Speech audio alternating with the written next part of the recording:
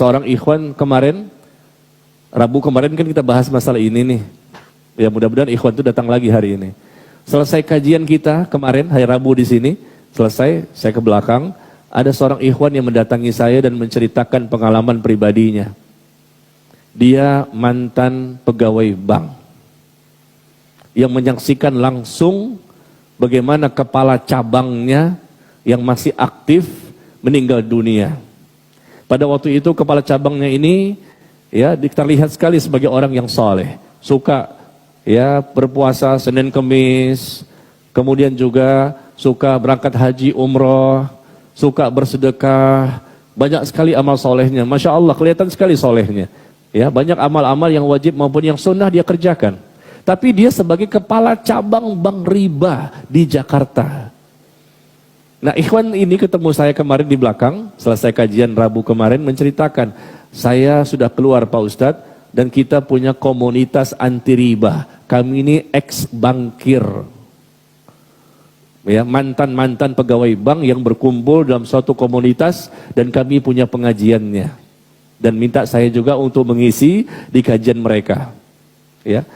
Dan kemudian dia menceritakan bahwa dia menyaksikan pengalaman yang sangat menakutkan. Yaitu ketika meninggal kepala cabang bank konvensional itu. Yaitu dia antarkan sampai ke kuburan. Ini kisah nyata ya, bukan sinetron.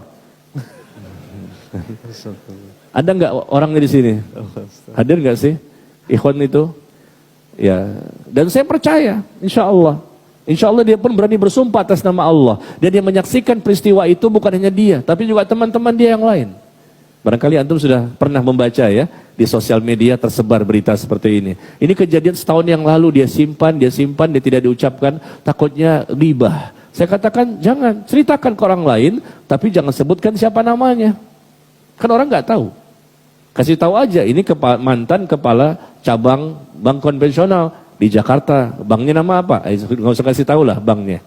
Nah kemudian dia menceritakan kemarin di balik hijab ini kemarin Rabu yang lalu bahwa dia mengantarkan sampai ke kuburan. Nah kemudian dikuburkan si mayit, nggak ada apa-apa. Memang kadang-kadang diperlihatkan oleh Allah, kadang-kadang tidak diperlihatkan adanya siksa kubur itu. Ini salah satu yang diperhatikan, yang dilihatkan oleh Allah kepada para hambanya. Ternyata setelah dikuburkan, datanglah rombongan keluarga mayit yang lain. Ternyata mereka salah memasukkan ke liang lahat. Sekali lagi ya, bukan sinetron nih. Sinetron memang ada seperti ini juga, ngikut-ngikut itu. Ya, salah memasukkan. Jadi seharusnya dia ini kepala cabang ini di tempat liang lahat yang lain, tapi salah masuk, miskomunikasi antara mayit dengan mayit. Ya. Miskomunikasi antara mayit dengan mayit, maksudnya keluarga gitu loh, keluarga mayit. Maka dikuburkan, dipendam. Kata keluarga si mayit yang baru datang, oh nggak bisa, kami itu di sini, kami udah booking, mungkin di bawahnya ada AC-nya atau apa kita nggak tahu. Kami sudah booking di sini, maka kami nggak terima, silakan di sana. Oh nggak bisa, kami mintanya di sini, karena kami sudah bicara kok. Mungkin ada yang lupa dan lain-lain, akhirnya terpaksa dibongkar kembali. Ingat, waktunya tidak lama. Setelah ditimbun, mereka mau pulang, datang rombongan kedua. Kata ikhwan ini yang menceritakan kemarin di belakang. Datang rombongan kedua, maka dibongkar lagi. Dibongkar lagi kuburan tersebut. Ini siapa ini? Kuburan siapa? Mantan ya kepala cabang bank konvensional di Jakarta. Digali lagi kuburannya dan ternyata ada sesuatu yang membuat mereka semuanya kaget. Kain kafan sudah hangus. Jasadnya pun sudah hangus dan papan-papan itu yang menutup itu hangus semuanya. Dalam waktu yang sangat singkat. Dan ini nggak selalu ditunjukkan oleh Allah, terkadang saja, terkadang ditunjukkan pada tempat tertentu, orang tertentu, supaya manusia yakin bahwa ada siksa kubur. Itu ibunya si mayit yang menyaksikan proses seperti itu, langsung pingsan. Ibunya pun ada juga di situ. Dan bapak ini yang menceritakan kemarin kepada saya juga menceritakan teman-temannya juga menyaksikan. Ketika dicoba digali kembali, mau dipindahkan mayit ke tempat yang lain karena salah liang lahat. Liang lahatnya keliru.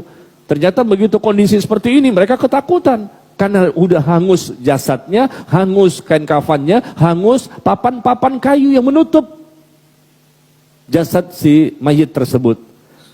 Na'udzubillah min dzalik. Kalau sudah melihat langsung seperti itu, apa kita baru yakin? Sebetulnya tanpa itu pun kita yakin ini dosa besar, dosa riba, bekerja di riba, makan harta riba. Dirham riban ya'kulu rajul wa huwa ya'lam asyaddu min 36 zinyah. Bahkan Nabi mengatakan 1 dirham riba, berapa 1 dirham? 70.000 rupiah.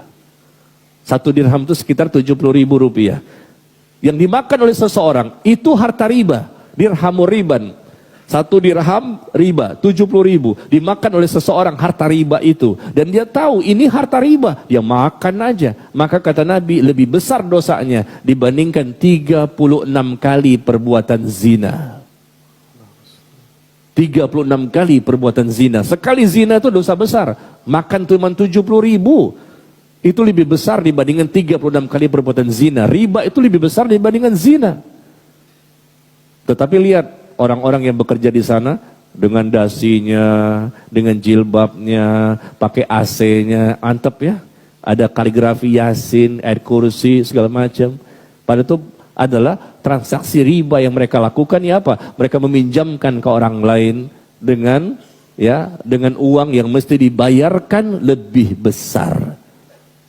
Nah, ini pengalaman ya. Orang yang Allah tunjukkan, hati-hati. Jadi kepala cabang ini betul-betul menjadi bukti, salah satu sebab ya, dia mendapatkan siksa seperti ini adalah karena memang di kepala cabangnya, bang ribanya itu, dan itulah yang dia makan setiap bulan, yang diberikan kepada istri dan anak-anaknya. Akhirnya apa yang terjadi? Keluarga si mayit yang tadi minta dibongkar mengatakan tutup saja. Mereka nggak berani. Jangan sampai mayit yang kedua masuk situ, angus juga. Gitu ceritanya. Jadi mereka ketakutan, kata ikhwan yang kemarin cerita di belakang layar. Jadi ketakutan, akhirnya apa? Ditutup. Udah gak apa-apa, kami pindah ke sana aja. Tapi ini kan udah terlanjur. Gak apa-apa. Coba dari tadi begitu ngomongnya. Iya, udah kebuka begini, ya udah tutup lagi. Akhirnya jenazah yang kedua dikuburkan di liang lahat yang lain. Nah, ini membuat kita harus lebih waspada ya. Waspadalah ya. Karena ini pasti ada balasan dari Allah bagi orang-orang yang mereka ngeyel, mengingkari, berpaling, membantah. Di dunia terkadang Allah berikan balasan, tapi terkadang tidak. Nanti balasannya sekalian di alam kubur. Alam pertama kehidupan akhirat.